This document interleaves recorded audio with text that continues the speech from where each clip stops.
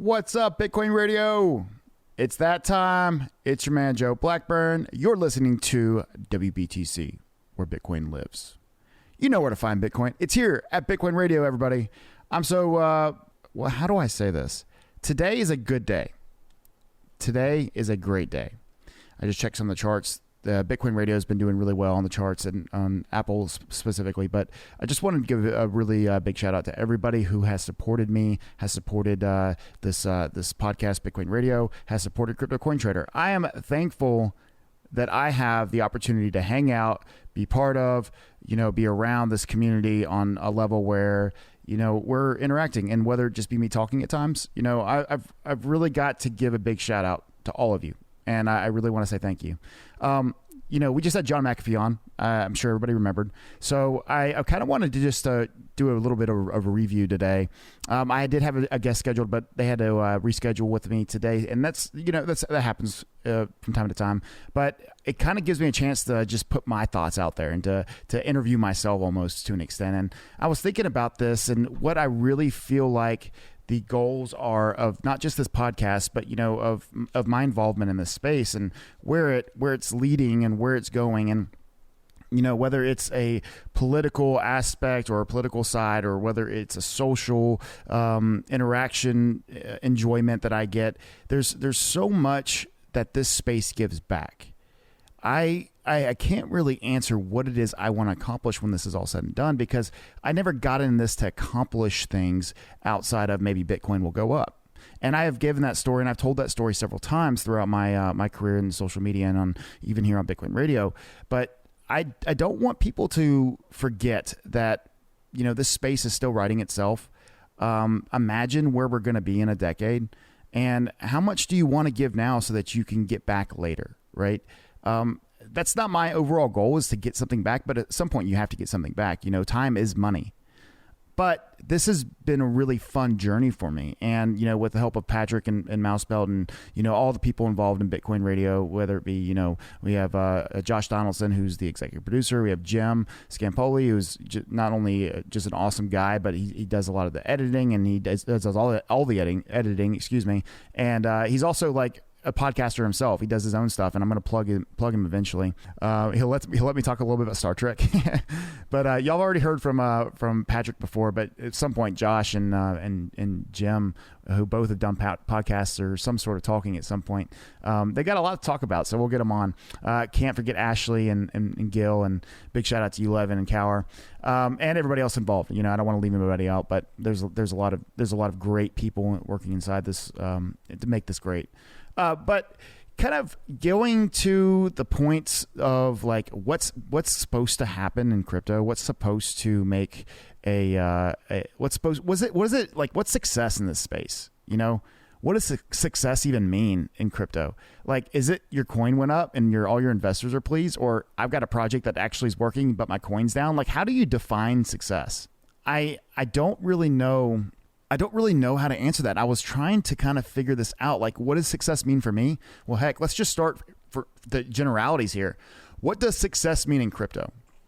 And so I wrote a few points down, and, I was going to kind of go into some of the ideas that I have that would define success. And I'm really kind of backing off my own, my own thoughts, like what I considered success. And I'll start with this. Because the crypto and blockchain space is brand new and we haven't actually seen anybody be successful.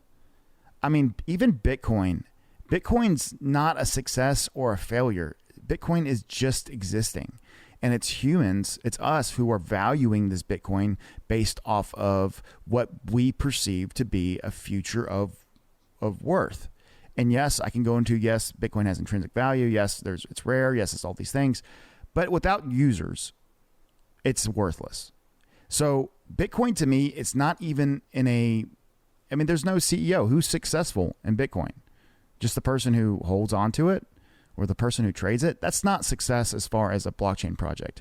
That is a wealth gainer for sure, a wealth opportunity, but that's not actual success. Success means that something is happening, something is being built. There is a a actual void filled. And I don't think Bitcoin has filled a void yet. Now, Bitcoin can be successful and has been successful in instances where we find it to be relevant, where our group, our collection of friends and people that also are in Bitcoin, we found success in instances and in wholes. But there's not really a worldwide success. And I'm not saying that worldwide success is what's necessary for Bitcoin to be considered a success. I just think Bitcoin success is defined very differently than what I would define as a blockchain project. I think that's reasonable, meaning as in blockchain, solving issues with the ability to have an open ledger or private, whatever it might be, is fixing a problem. And there are projects, and I'm not going to say names because I don't want to give the wrong impression, but there are projects that are having success right now. There are projects that are being implemented. Actually, I will say one name because it's big news. It's big enough news, and it's old enough news now where I don't think it's a big deal. But with VeChain, with Walmart, right? That's a successful implementation of a product, of a service done by a blockchain company being used by a very successful, worldwide successful entity, which is Walmart. And they've implemented the VeChain blockchain for the whole of supply chain. They want to see where product is coming from, where it went, how many places it's been, who touched it last, and the accountability that the blockchain brings.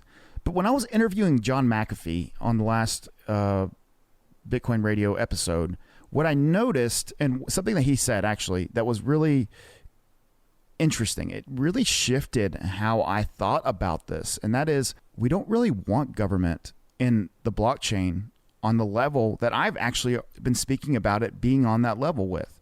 When the government is on the blockchain, that's one thing.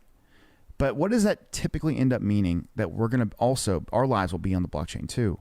So that's a really, really, really good position that McAfee had brought to my personal perspective that I hadn't viewed the same way as he kind of laid it out. And love him or hate him, McAfee's brilliant.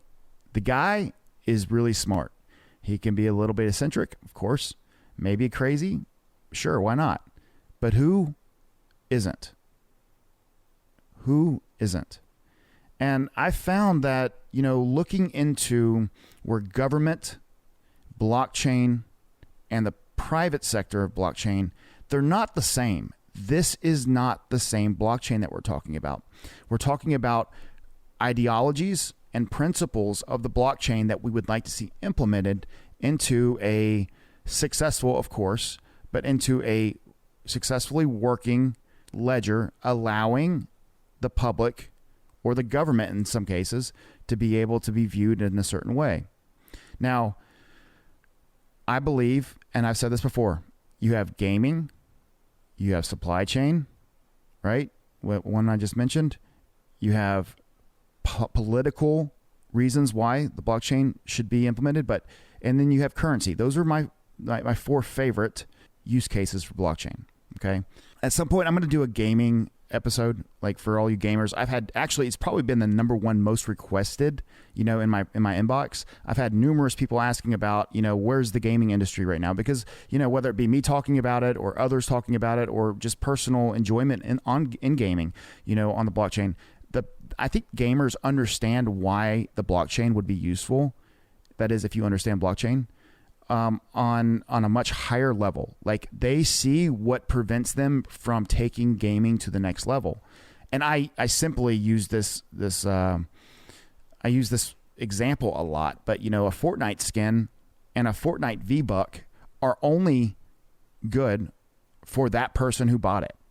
You cannot transfer it. You cannot refund it. Well, technically, I'm sure there are ways to get refunded, but you can't sell it back. In other words, it's not capable of being used for anything outside of an aesthetic appearance, something that you can wear or show or buy something in the store with. But there is no actual reason why, the V-Bucks or skins should ever be bought. If you think about it, it's just human interest and intrigue and, maybe a little bit of bragging rights why you might want to buy this skin or this, this chopper or whatever you call it, this axe. so you can chop down your trees and your bricks. But the four I mentioned, supply chain, gaming, currency, those are really easy to kind of point out, and I don't want to say like they're easy fixes or they're easy ways to be used, but politics is where it gets a little shady, the fourth one. All right, so you've heard my 4 use cases that are immediately relevant right now for the blockchain. But politics and the idea and the identity of blockchain and the politics, John McAfee, as I noted, made a really good point, is that, you know, putting too much emphasis on the blockchain for the government to be able to use the blockchain against us, well, that's not what I want to happen. That's not what you want to happen. What we want transparency.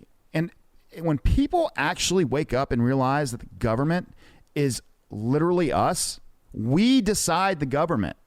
People, we decide who the politicians are by electing them, and then they go and write the bills as representatives of the people.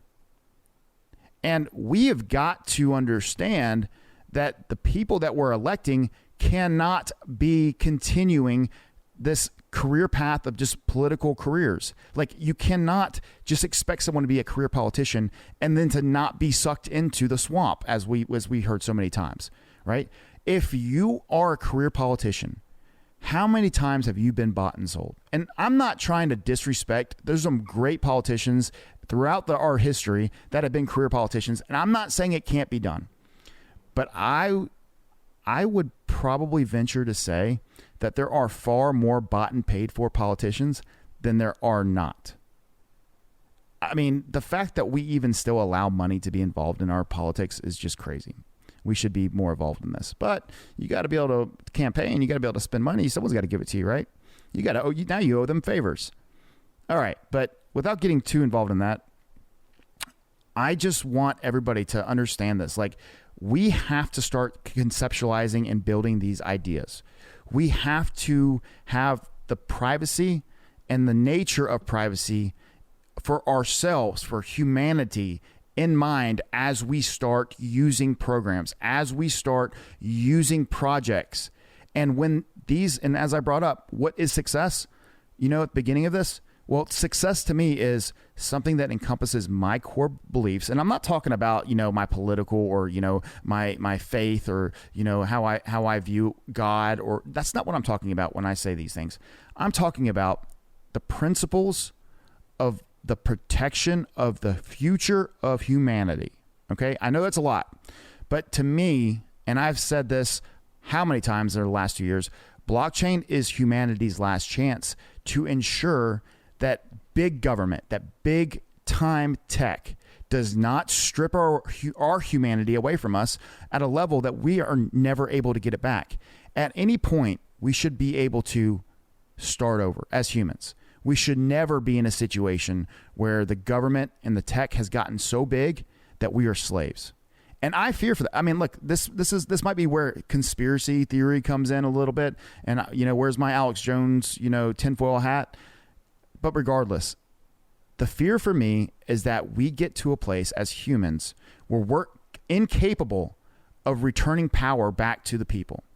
The moment the government has separated itself as its own entity from the people, and that's daddy, that's big brother, that's, you know, that's mom.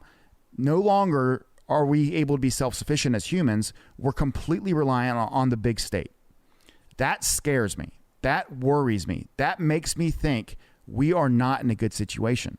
We are going to end up being slaves. And I feel like we're just kind of tilting over that line where it's the government's fault. It's the government's fault. It's the government's fault. Well, what the heck, people? No, it's our fault for allowing it to be the government's fault on this level. It needs to stop. And how do we stop it? By bringing certain successful projects. And I mean, it's not just the blockchain that has to change, you know, or evolve. It's everything. But the blockchain can evolve into what we want it to be based off of who's writing the script, who is writing these projects, who is making these awesome, brilliant ideas. Oh, we are. That's the people around you. That's the space you're supporting right now. These are the projects that, I don't care what the price of the coin went down. You may have helped something get built that, and you have no idea the outcome of that or how this failed project turned into this successful project one day.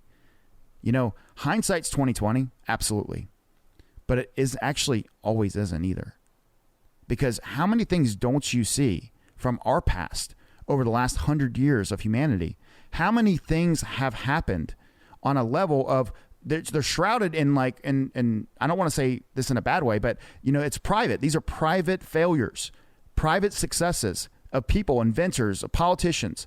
To get to the next stage, they had to fail. They had to be part of this failed project. They had to watch this. But maybe they were like the CTO at one point. Now they're the CEO of a company. And because they watched failure in this capacity, all I'm saying is the blockchain has not been written yet. The blockchain is being developed. It's being used. It's being figured out. It's being practiced with. It's being overly ambitious.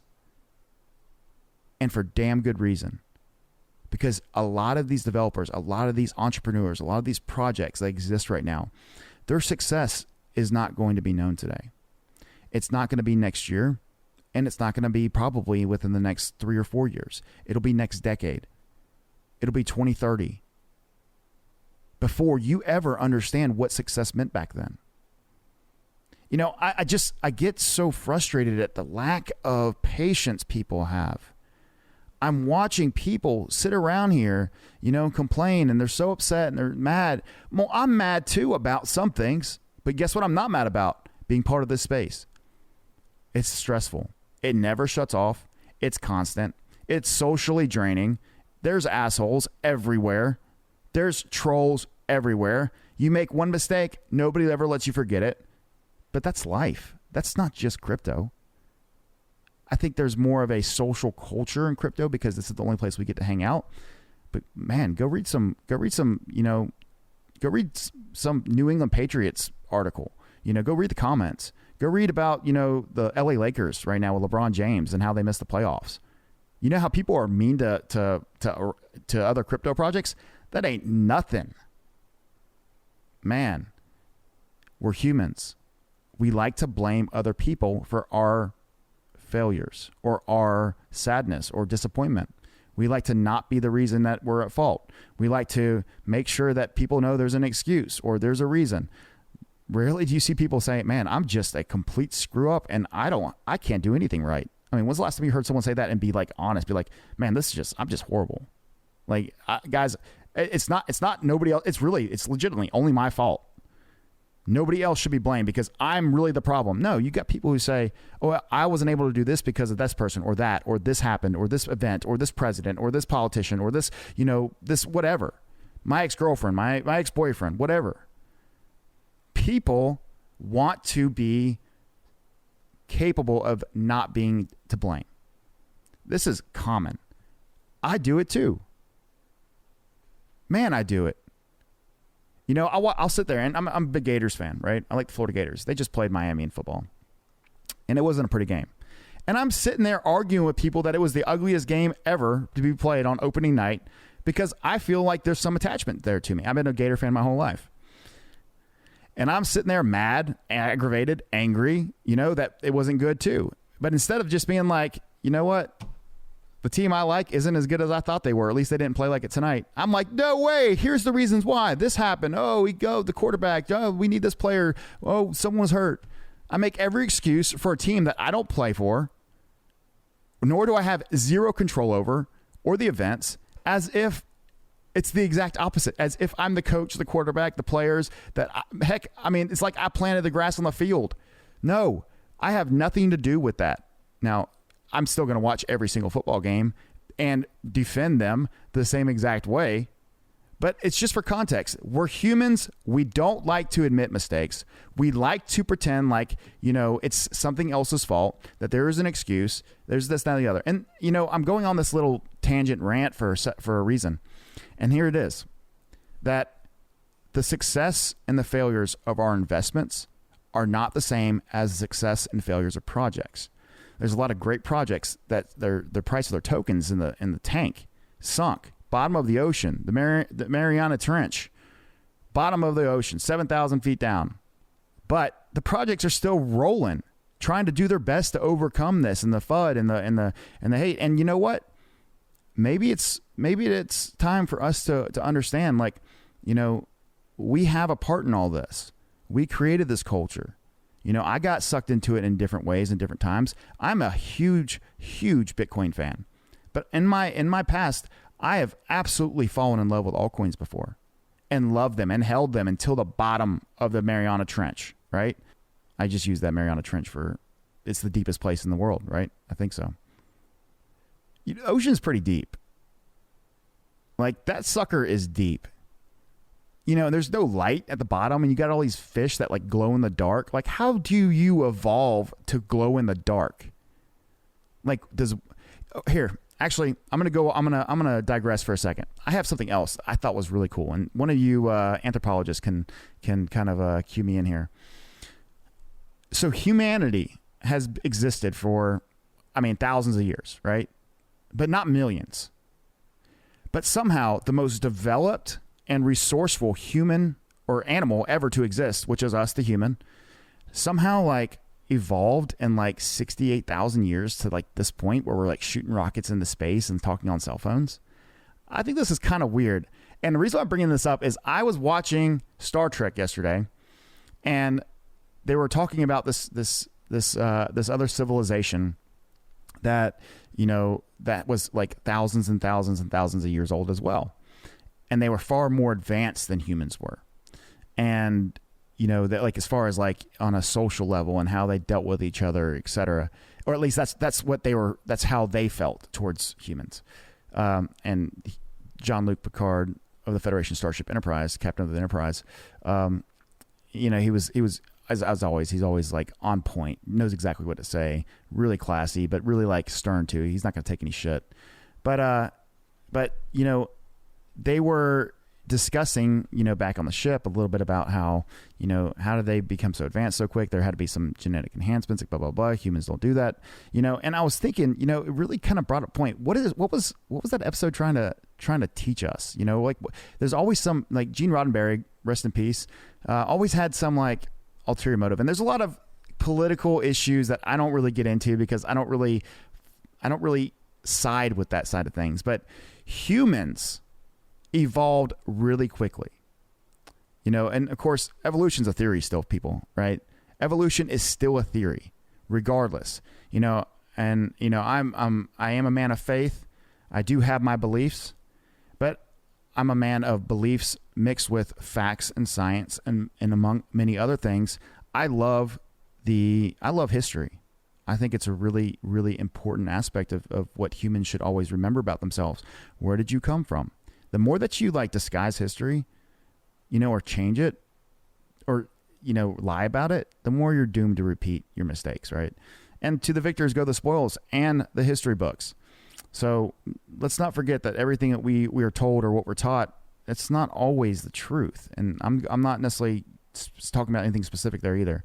But what I think is so crazy is if you look at, you know, how long did it take for dinosaurs to become dinosaurs, right? I mean, we really don't know, but we can follow the bones. Well, where were the bones of humans how many millions of years ago? The primates that, you know, obviously there's no direct link from primate to human. So, you know, I was watching this other documentary about the Anunnaki, the ancient Sumerians out of, I think it was like modern day Iraq. There's a lot of really cool stuff on there, folks. If you've never really paid attention to like the ancient Sumerians, you know, every single major human civilization from the ancients, they all have a great flood.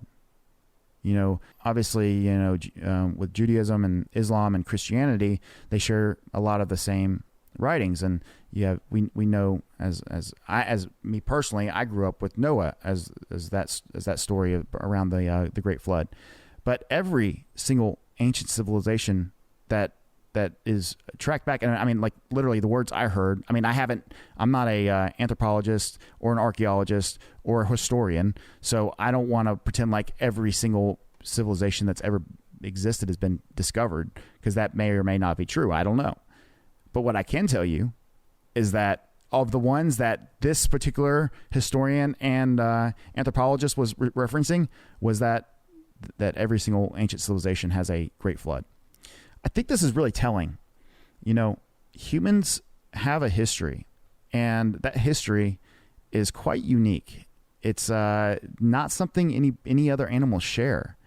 And much like, some of the Star Trek episodes that I watch, there's a lot left at the end of these episodes to your imagination. And, scholars and historians and scientists, they change their minds and their perceptions every decade, it seems like. There's something new. There's better understanding. Well, that's just human nature. And I just encourage everybody to not be so sold on everything that you hear, and whether that be politics, whether that be in success or failures in blockchain projects, whether it be on an individual that you may not like, a friend, a family member. Everything changes with time, including our perceptions. And so as humans go, and whether or not, the 68,000 years that humans can be traced back, I think I heard that number. And for the record, you can correct me all you want. I'm not pretending like that's a factual date or a factual amount of years that humans have existed in some capacity. But I think I remember in this documentary, they're saying 68,000 years. All right. But whether or not that's true, whether it's 100,000 years, whatever it might be, that's still not a lot of time for us to get to the moon, in my opinion. For us to have cell phones that can communicate across the world, for us to be driving cars. That's really crazy. That just doesn't, you got to think that the first 50 to 70,000 years were just trying to stay alive.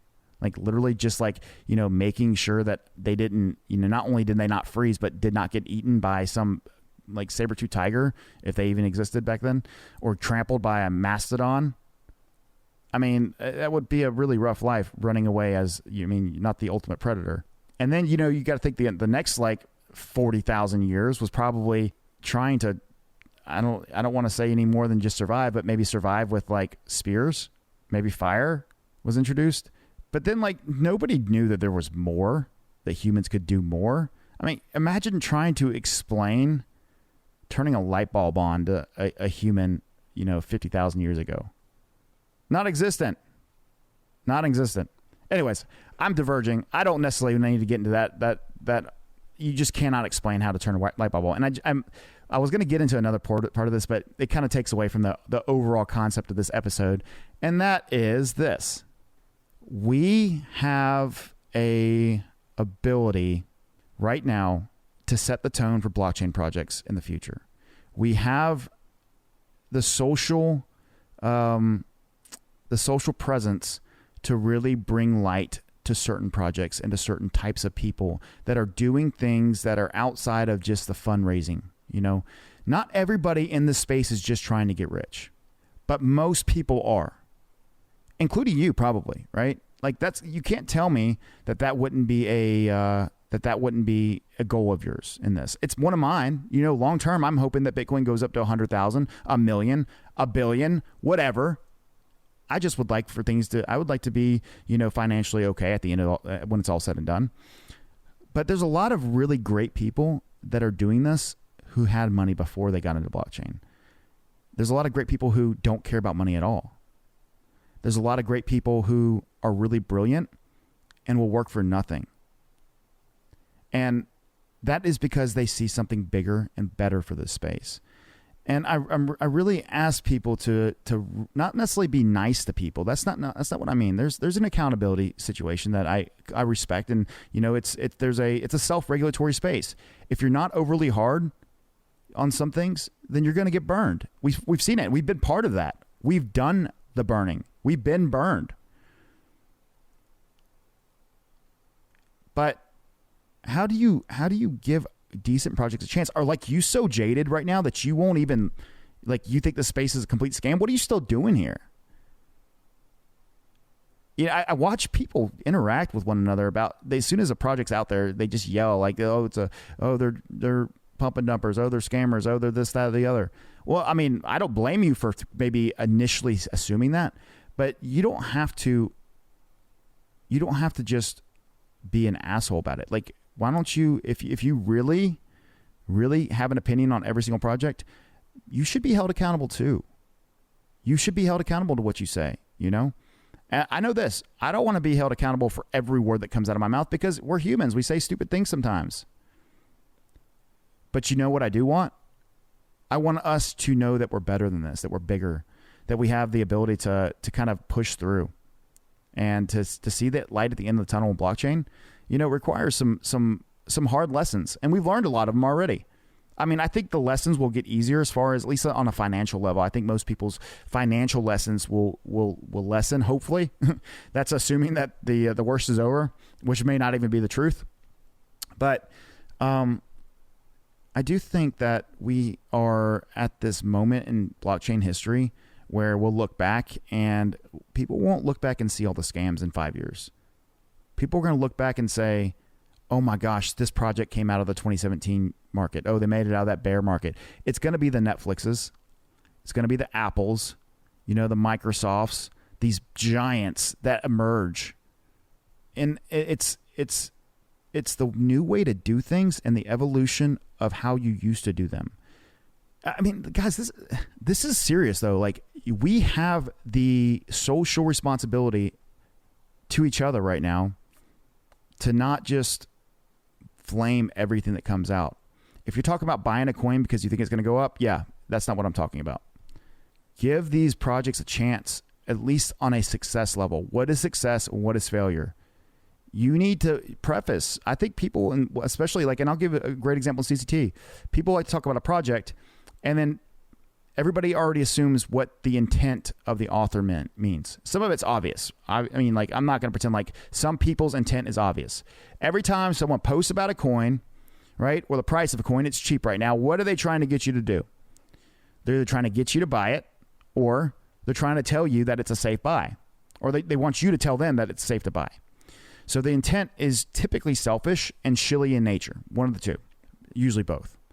But that's not always the case. There are instances where projects, and I'm really hesitant. I mean, I've almost said a couple names so far, but there's a couple projects that I can look at and be like, man, that's success. That's getting there. Here's another one I'll say. Engine's very easy to say because they've shown some success. They've shown some substance behind what they're doing, right? And I think Engine's going to be around for a long time as a company, especially. Man, working with Samsung. I mean, have you had any problems with your Engine wallet? You're right. Has Engine been having a lot of issues? I haven't heard of them if they have. I don't have a Samsung phone, so I don't know. But it seems like they've got their shit together, in other words, right? I like the idea of these projects becoming more and more relevant. What does that mean for the price of a coin? I don't know. I can tell you this. Typically, as the price of coins goes, they go up and down. So one day they'll be up, one day they'll be down. Have we seen the end of a lot of altcoins? Well, what's the end? What is the end for an altcoin? That's a question people forget to ask quite often. These coins are going to die. What do you mean they're going to die? As long as people are trading them or they're for sale, they're still alive. If the networks, if there's, if it's a proof of work, if people are mining it, if, proof of stake and people are still, staking it, and the nodes or whatever it might be that's powering, the blockchain. Look, people, death means different things for different people and different projects. So just be careful. Don't be so generic. I mean, I'm generic all the time, so maybe that's not the right way to say it. Don't be so small-minded on what success might be. All right, I won't keep it too much longer. Bitcoin Radio, thanks again for listening. Thanks for being part of this show. We're going to start doing some shows actually via Facebook or YouTube where you can get included, where you can call in, where you can be part of this podcast. We'll do them live at some point. I would like to get your feedback. Is this something that interests in you? Do you have an idea? Do you have a guest that needs to come on, right? I have some great people coming on. I've got a great calendar. Until they're actually confirmed, I'll be careful with them. But let me tell you right now, you continue to support, you continue to listen, you continue to bring an audience with you. I'll continue to do my best. And whether I have an audio issue one time or the next, those days are over. They're ending. I will make sure that we produce this at a high level, that we bring you quality content, that it's fun, that it's entertaining, energetic. And of course, it's the cryptoverse. It's our job to take care of this. This show represents you people. I want to represent you, not just as somebody who's part of CCT. I have listeners now who are not part of Crypto Coin Trader, but make sure that you participate with me when there's opportunities. Make sure that you give me some feedback. If you like what I'm doing, Tell me if you don't like this that I'm doing, or if we did this, it'd be cool. I want to hear from you. I want you to come on and talk. I want to have a call-in show. We're going to do it. It's going to be fun. And I can't wait to see where we are in a few months. It's going to be absolutely 100% the hardest work I've ever put into anything. And I'm going to continue to do this for you, for me, for Bitcoin Radio, for Patrick, for Mousebelt, for the cryptoverse. It's our job to take care of it. What are you doing for it today? Until next time, we're here at WBTC. Follow us on Twitter, BTC_radio. You can follow me on Twitter at SeriouslyIsJoe, all one word. Find us on Facebook, etc. If you have ideas, I want to hear them. See you soon, folks.